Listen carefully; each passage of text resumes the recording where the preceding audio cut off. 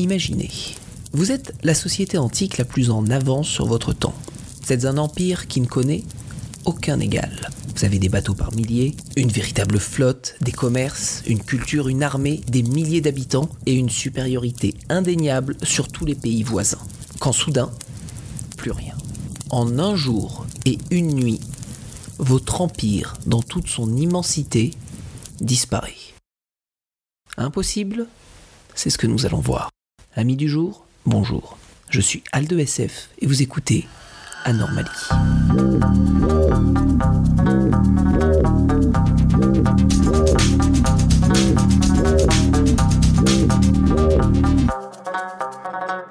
Vous connaissez certainement tous le mythe de l'Atlantide, dans la littérature ou au cinéma. Initialement rendu célèbre par Platon vers 360 avant Jésus-Christ, il est l'un des premiers philosophes occidentaux et l'un des plus célèbres, au travers de ses écrits, principalement conçus sous forme de dialogues, qui ont traversé les âges. C'est lui qui, le premier, parla de l'Atlantide. Conçu comme un conte moral censé prévenir de l'arrogance des grandes puissances, l'histoire racontée par Platon est, sur le papier, une fable, ne nous leurrons pas. Mais si nous essayons de prendre la légende au sérieux, il nous faut tout d'abord déconstruire le mythe et voir s'il peut être lié à la réalité. Commençons par nous demander si Platon a pu s'inspirer d'un fait historique de son temps. Platon écrit vers la fin de sa vie une série de dialogues philosophiques déclinés en 3 ouvrages. Le premier, la Timée, le second, Critias, et le dernier, Hermocrate.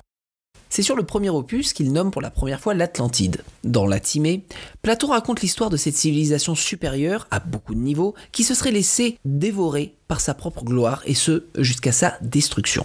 En résumé, ce puissant empire paya son arrogance quand les dieux décidèrent de le rayer purement et simplement de la carte. À cette époque, les divinités intervenaient beaucoup, en particulier si vous péchiez par orgueil. Dans la Timée, un personnage parle d'une confidence qu'il tenait d'un prêtre égyptien. Écoutez attentivement ce que ce dernier raconte. En ces temps-là, on pouvait traverser cette mer Atlantique. Elle avait une île, devant ce passage que vous appelez, dites-vous, les colonnes d'Hercule. Cette île était plus grande que la Libye et l'Asie réunies. Or, dans cette île Atlantide, des rois avaient formé un empire grand et merveilleux. Plus tard, le prêtre précisera que les soldats atlantes venaient du fond de la mer Atlantique, avant d'ajouter « Dans l'espace d'un seul jour et une nuit terrible, toute votre armée athénienne fut engloutie d'un seul coup sous la terre, et de même, l'île Atlantide s'abîma dans la mer et disparut. » Pourquoi ? Aujourd'hui encore, cet océan de là-bas est difficile et inexplorable par l'obstacle des fonds vaseux et très bas que l'île, en s'engloutissant, a déposé. Les événements rapportés se seraient déroulés il y a plus de 9000 ans, ce qui, encore une fois, nous amènerait plus à croire qu'il s'agirait d'un mythe. Il continue. De cette île, on pouvait alors passer dans les autres îles et de celle-ci gagner tout le continent qui s'étend en face d'elle et borde cette véritable mer. Car tout ce qui est en deçà du détroit, dont nous parlons, ressemble à un port dont l'entrée est étroite, tandis que ce qui est au-delà forme une véritable mer et que la terre qui l'entoure a vraiment tous les titres pour être appelée continent. Or, dans cette île Atlantide, étendait sa domination sur l'île entière et sur beaucoup d'autres îles et quelques parties du continent. Plus tard, Platon décrit l'île de l'Atlantide. Tout d'abord, on m'a dit que tout le pays était très élevé et à pic sur la mer, mais que tout autour de la ville s'étendait une plaine qui l'entourait et qui était elle-même encerclée de montagnes descendant jusqu'à la mer, que sa surface était unie et régulière, qu'elle était oblongue en son ensemble. Cette région était, dans toute la longueur de l'île, exposée au midi et à l'abri des vents du nord. On vantait alors les montagnes qui l'entouraient. De la partie haute de la ville partaient des tranchées d'environ 100 pieds de large qui coupaient la plaine en ligne droite et se déchargeaient dans le fossé près de la mer. De l'une à l'autre, il y avait un intervalle de 100 stades. Platon raconte ensuite clairement comment l'Atlantide fut détruite. Prêtez attention.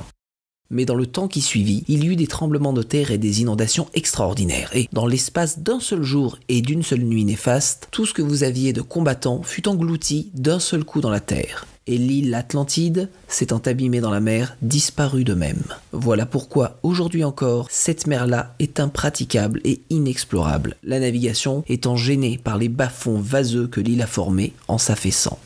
Dans la suite, Critias, Platon résume ce qui constitue l'Atlantide, une société moderne et puissante. Alors, quid du dernier volet de cette trilogie ? Hermocrate, me demanderiez-vous ? Eh bien, cet ouvrage a tout bonnement disparu, ce qui ne fait qu'ajouter au mystère, vous le reconnaîtrez. Donc, imaginons que le conte moral pouvait provenir d'une histoire passée et déjà vieille quand Platon écrit. Pour essayer de le prouver, appliquons la méthode journalistique, c'est-à-dire qu'il faut qu'on trouve au moins 2 sources avant de décider de prendre l'histoire au sérieux.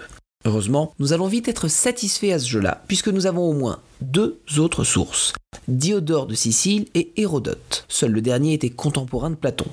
Indépendamment, beaucoup d'autres personnes de ces époques parlent d'une civilisation équivalente sans nécessairement citer l'Atlantide. En ce qui concerne la crédibilité d'un texte ancien, qui se veut un conte, au regard de l'histoire, existe-t-il un vieux conte qui s'est déjà vu prouvé? Avons-nous un autre exemple? Eh bien oui. Vous savez, Homère, l'auteur des histoires Odyssée et l'Iliade, qui ne possédait à la base aucune véracité historique. On est d'accord? Bien, ces textes furent pris au sérieux au XIXe siècle par l'archéologue et véritable Indiana Jones, Heinrich Schliemann, qui, en suivant à la lettre les écrits du poète grec, découvrit la ville de Troie, en Turquie. En suivant ce postulat de base, Platon peut avoir écrit une vérité altérée. Maintenant, ce qu'il nous faudrait, ça serait un exemple de cela. À défaut de l'Atlantide, Platon a-t-il déjà écrit quelque chose d'autre qui serait irréfutable? Eh bien, ne cherchez pas plus loin que Critias, justement, pour trouver cette preuve, sans qu'elle soit pour autant liée à l'Atlantide. Vers 1930, l'archéologue Oscar Bronir, en pleine fouille sur le site de l'Acropole, découvre des habitations décrites par Platon et situées exactement où il les avait placées, soit sur le côté nord du plateau. Au vu de ces événements, le fait que d'autres parlent de l'Atlantide, que des écrits anciens aient pu mener à des lieux supposément imaginaires comme Troie, et que Platon décrit dans son conte des choses qui ont pourtant existé, nous pouvons officiellement répondre avoir assez de pièces à fournir pour définir que nous ne sommes pas là face à un mythe, mais bien devant l'histoire venue de l'héritage oral. Et oui, c'est tout ce qu'il y avait à l'époque pour raconter l'histoire avec un grand H. Le langage écrit mourut parce que, comme le dit lui-même Stravos Papamarinopoulos, professeur de géophysique à l'université de Patras, je cite, « Les dieux purgèrent la terre avec un déluge d'eau. Les survivants furent des vieillards et des bergers qui vivaient dans les montagnes, mais ceux qui vivaient dans les cités furent tapés par les rivières et transportés jusqu'à la mer. » Fin de citation. Cela nous amènerait à croire que l'Atlantide aurait bel et bien existé, mais cela nous amène aussi à un deuxième questionnement. Alors où se situerait-elle ? En Grèce eut lieu en 2005 la première conférence de Milos, un événement réunissant historiens, philosophes et archéologues ayant pour but de résoudre la question atlante une bonne fois pour toutes. Le fait qu'ils en aient tenu plusieurs vous aura probablement dit tout ce que vous avez besoin de savoir quant à leur succès. En partant du principe que tout est vrai, nous cherchons ainsi une civilisation constituée des points suivants, tous cités par Platon, 5 points à retrouver donc dans le monde réel.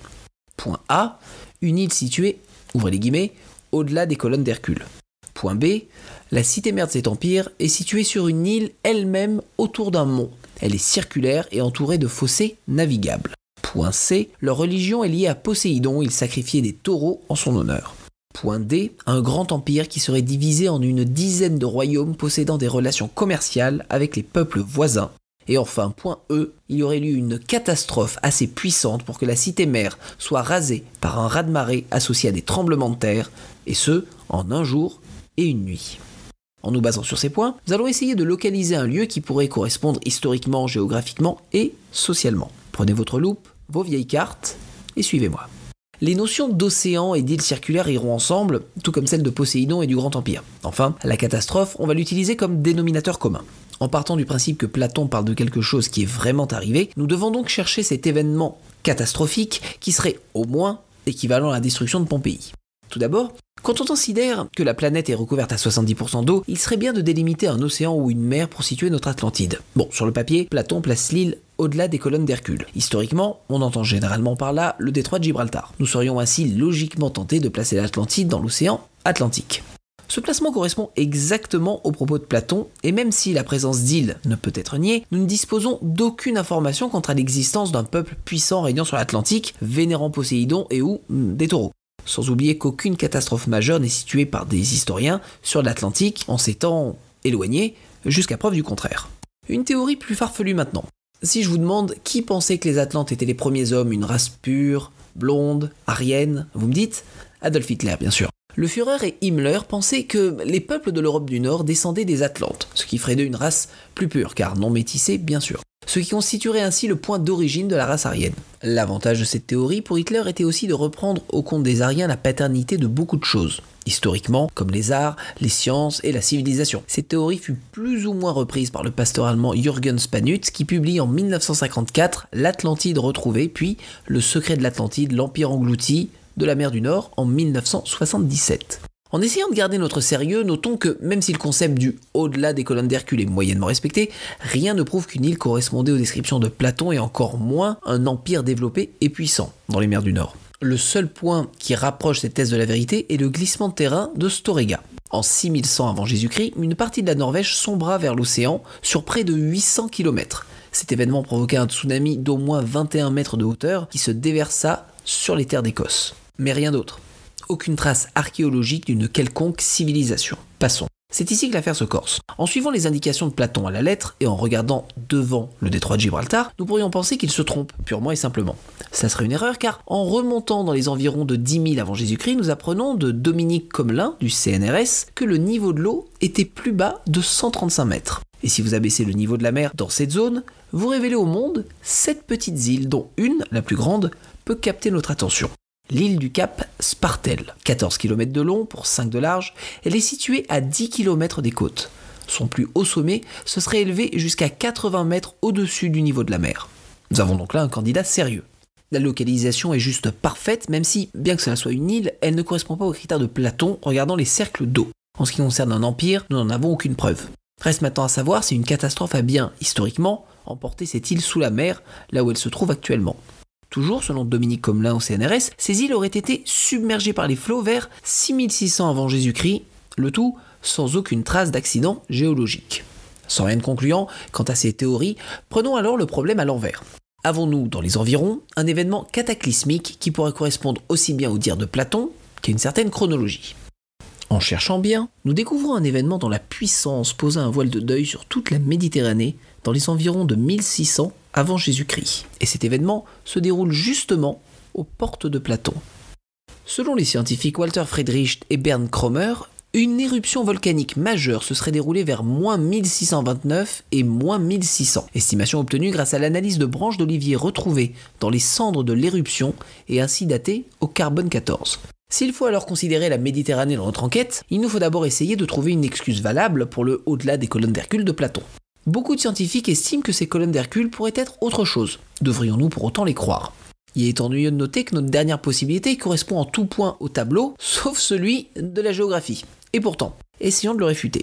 C'est le journaliste italien Sergio Fro qui développe dans son livre La colonne d'Ercole Unicita la thèse que les colonnes d'Hercule ne seraient pas là où on le pense, en se basant sur plusieurs contradictions dans la littérature antique. Il affirme que la définition d'un lieu comme étant les colonnes d'Hercule pouvait changer au fil du temps en fonction de l'évolution des connaissances géographiques grecques. Ainsi, le journaliste plaçait les colonnes d'Hercule entre Palerme et Tunis. Bon, que l'on apporte ou non de la crédibilité à cette thèse, elle apporte de l'eau à notre moulin. Admettons donc un instant que la Méditerranée soit la zone à considérer. Nous y cherchons donc une île circulaire, et, étonnamment, une seule correspond. L'île de Terra, en Grèce, que vous connaissez probablement aujourd'hui sous le nom d'île de Santorin. Alors, même si l'île peut correspondre à la description, approfondissons. Souvenez-vous de ce que dit Platon dans la Timée. Et les voyageurs en ce temps pouvaient passer de cette île sur les autres îles, et de ces îles, ils pouvaient gagner tout le continent sur le rivage opposé de cette mer. Ainsi, le continent était presque atteignable depuis l'île. Notez que Platon ne précise pas la direction, sous-entendant que peu importe nord ou sud, vous trouverez des terres. Terra correspond parfaitement à ce passage-là de la description. En regardant les travaux archéologiques entrepris sur cette île, nous découvrons que les restes d'une cité ont été mis à jour. Mais cette histoire correspond-elle à celle que nous cherchons ? En gardant toujours en tête l'agenda donné par la catastrophe de -1600, nous avons à cette époque une civilisation assez avancée. La cité d'Akrotiri fut retrouvée à 18 mètres sous le niveau de la mer, ensevelie sous 19 mètres de cendres volcaniques, supposément recouvertes en l'espace de 3 à 4 jours au sud de Santorin. Tiens donc. La cité semble extrêmement développée pour son âge puisque les archéologues ont eu la surprise d'y découvrir des immeubles de 2 à 3 étages, des fresques, des toilettes, excellent moyen pour mesurer l'avancée d'une civilisation, et même un système pour maintenir les maisons en cas de tremblement de terre. Akrotiri et par la même Terra pourrait donc correspondre à ce que nous cherchons. Reste maintenant à trouver quel peuple habitait cette île, histoire de savoir ou pas si nous tenons nos Atlantes. Mais il nous faudra aussi savoir la nature exacte de l'événement cataclysmique qui les aurait tous rayés de la carte.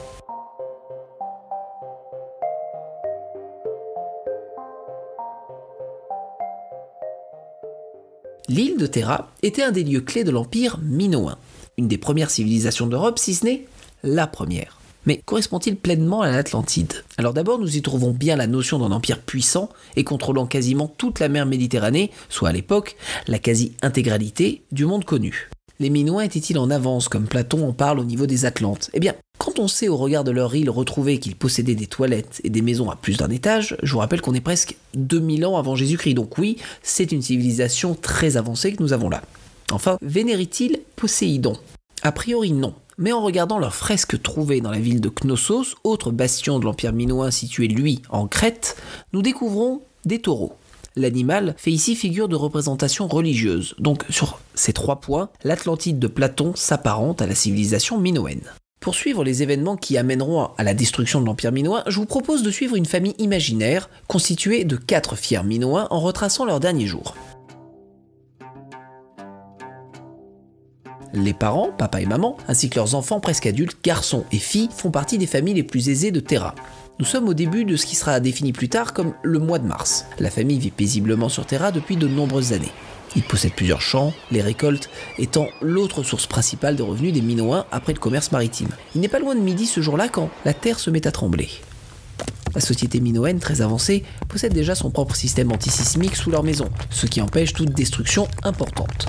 Cependant, ce n'est pas le tremblement de terre qui inquiète la population et la famille, mais le volcan au centre de l'île qui se met à cracher de la fumée. Une fine pluie de cendres s'abat alors sur eux, sans créer de dommages majeurs. Quoi qu'il en soit, la famille joue la sécurité et quitte Terra à bord de leur bateau. Oui, comme nous le disions, ils sont aisés. Un mois passe et rien n'a changé. Papa et maman décident de rentrer chez eux. Traumatisée par l'événement, la fille part vivre chez sa cousine de Knossos en Crète, autre fief de l'Empire minoen, comme nous le disions. Ainsi, papa, maman et leur fils reprennent le cours de leur vie, ainsi que leur récolte. Ils commencent la reconstruction des petits dégâts causés par le précédent tremblement de terre, sans se douter que cette pluie de cendres n'était pas un danger en soi, mais les prémices d'un événement catastrophique. En mai, soit 2 mois plus tard, la vie a paisiblement repris son cours sur Terra. Plus de tremblement de terre ou de pluie de cendres. C'est pourtant ce vendredi matin, vers 10 h, que tout va changer, au moment où le volcan Terra entre en éruption. Alors, il existe plusieurs types d'éruptions. Celle qui frappa la Méditerranée en moins 1600 fut de nature plinienne, soit similaire à celle du Vésuve qui, comme vous le savez, détruisit Pompéi et tous ses habitants lors de son éruption. Seulement, sur l'échelle de l'indice d'explosivité volcanique, qui va de 0 non explosif à 8, apocalyptique, genre qui reforme l'atmosphère terrestre, cette éruption-là est classée 7. Soit, et je ne rigole pas, méga colossale. Ce qui change sa spécificité en ultra-plinienne, soit une version nettement plus violente que celle du Vésuve. Ici, nous parlons d'une puissance équivalente à 40 bombes nucléaires. La Terre se met alors à trembler et de la fumée s'échappe à nouveau du volcan. Mais cette fois-ci, la fumée est accompagnée de coulées de lave très pâteuses qui a des difficultés à sortir. Papa et maman dans les champs n'auront pas le temps de revenir vers la ville. La fumée les asphyxie. Leur fils, se rendant compte du danger de la situation, descend au port vers le bateau familial, seul moyen de survie à ce stade. Seulement, le volcan lui réserve une petite surprise macabre. Une coulée pyroclastique, aussi appelée nuée ardente. C'est une version vapeur de la lave qui peut atteindre 600 km/h sur l'eau, ce qui la rend capable, le cas échéant, de franchir des collines et de parcourir des vallées. Tout cela sans oublier que ces coulées pyroclastiques sont aussi mortelles que silencieuses. Lors de l'éruption du mont Sainte-Hélène en 1980, une nuée ardente emporta nombre de volcanologues et géologues pensant être à l'abri. Un employé du service des forêts aux États-Unis, Krauss Kilpatrick, déclara que cela n'avait fait aucun bruit. Le mouvement et la température de l'air créant ce que les scientifiques appellent une zone sourde. Ici, à Terra, les coulées balayent tout sur leur passage. Le fils voit la fumée se ruer vers lui. Il pense, il espère être épargné, mais les bateaux, comme les gens, seront instantanément carbonisés. Les habitants de Terra et des alentours meurent, mais le cauchemar n'est pas terminé.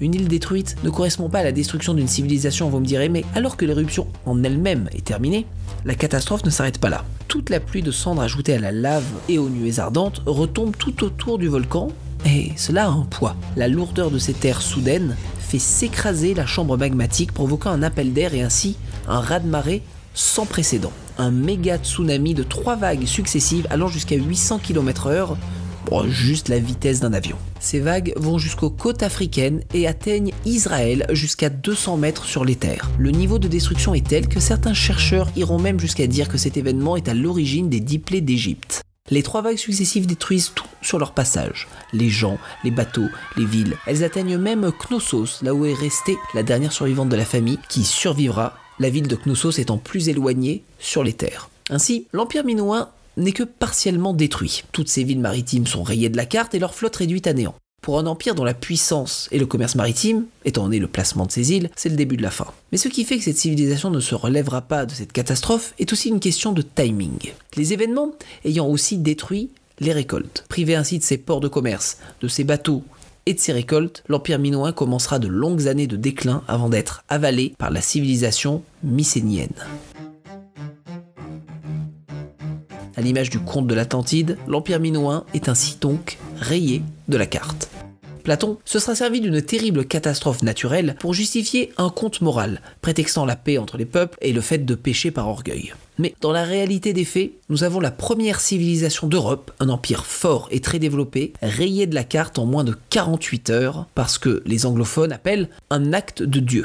Ça tombe bien, c'est exactement ce que dit Platon. Les dieux se sont rués sur l'Atlantide avec toute leur rage afin de leur faire payer leur hubris, leur égotisme. L'Atlantide est donc un conte qui prend ses racines dans une histoire oubliée car logée à l'aube des temps de l'homme. L'Empire minoen, autrefois respecté et craint de tous, survit tout de même grâce à sa légende, même si, comble de l'ironie, ils seront retenus sous un nom qui n'est pas le leur. Tout ou presque est vrai dans sa légende, sauf son nom. Il est donc bien là, le dernier secret de l'Atlantide. Sur ce, amis du soir, bonsoir.